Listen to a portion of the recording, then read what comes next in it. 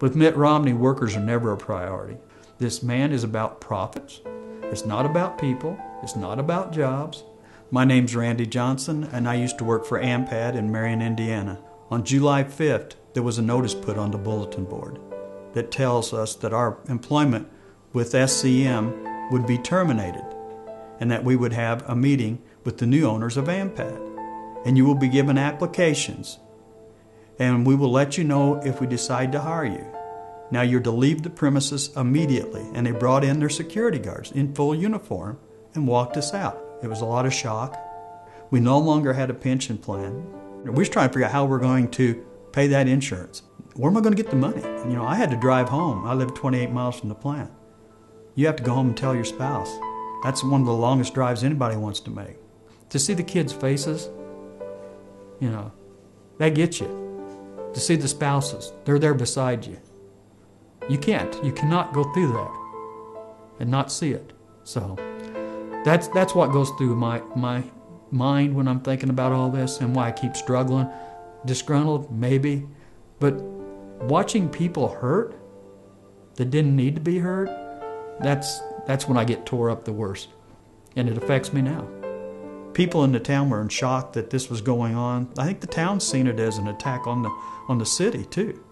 Bain Capital seen the opportunity to purchase AMPAD. They took $5 million out of their own pocket and borrowed $35 million. So that was their investment as a whole, $5 million. The very first year, Bain Capital charged a fee of AMPAD of $2 million.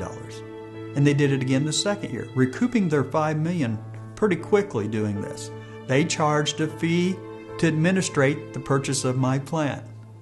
They charged a fee when they closed my plant then in '95. By the year 2000, it was $400 million in debt. AMPAD couldn't even pay the interest on that loan.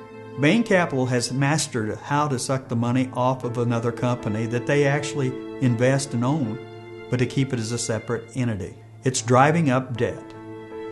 And it always leaves not only the workers and the families tore up, but the communities. Just think how many businesses are lost because they no longer have a revenue in that town. You're driving up the debt on the whole country because now we're putting people over on welfare and unemployment. It's backwards. It destroys the country. It doesn't build the country. We're talking now about two different visions in this election. We've got to bring down the debt. How do we get there? Do you cut, slash, and burn and put people out on the street, off the unemployment, off of welfare? That's not going to fix this country. Start getting more and more jobs, and they will pay taxes and pay down the debt. We don't have to count on the wealthy. Jobs pay it down. To me, that will change all this, and I think the president gets that. There's no doubt. The president's laid out a specific plan. Mitt Romney says, well, when I get elected, we'll go to Congress and you'll see what it looks like. I don't buy a pig in a poke. I mean, that's kind of my terminology from the Midwest. A lot of times we just don't do that way. Yeah, tell me what you're going to do, what you're trying to accomplish. He just sees it in black and white. He doesn't see it as, okay, I'm going to try and grow a company and do something good. I don't see the workers as an asset. I don't see management as an asset. I don't see any of that. That's what this fight was about.